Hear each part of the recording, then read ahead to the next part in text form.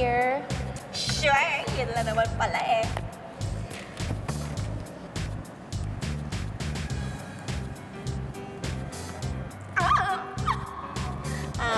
Y-O-U-R-N-A-M. Girl, ano ka ba? Sabi isulat yung pangalan mo. Miss, pasensya ka na. Medyo naluwagan kasi ng tornilyo itong babaeng to. Ako na magsusulat.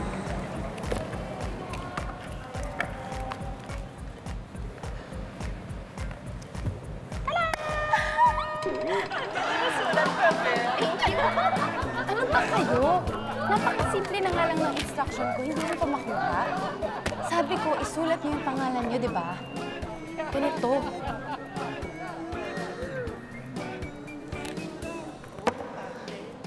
Okay.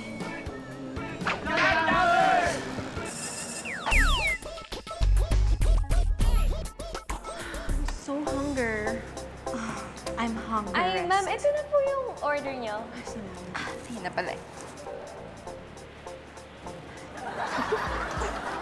Ay, ma'am, wala po ba kayong smaller bill dito? Ay, pare-parehas ng size ng pera ko eh.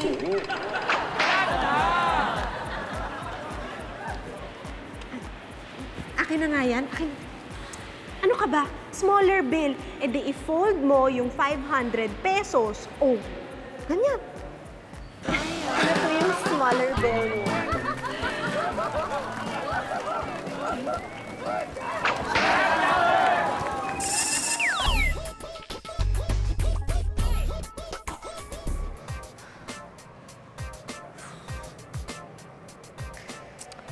Girl, ang dami mo na lang laging nilalaban. Bakit kaya hindi ka gumamit ng washing machine? Ay girl, ayoko na. Bakit? Eh kasi tuwing naglalaba ako sa washing machine, nahihilo ako ikot ng ikot. Paano ba naman kasing hindi ka mahihilo? Eh, mali naman kasi ang ginagawa mo. Eh paano ba dapat? Eh, di wag mo i-on yung spinner para hindi umikot.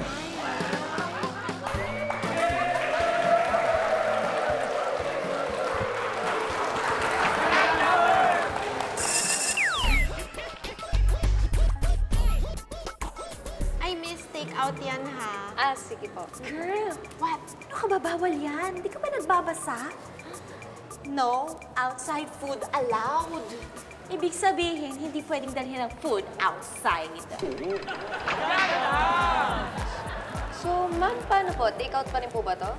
Ay, yes, take out pa rin. But don't you worry, dahil dito namin sa loob kakainin yan. Ay,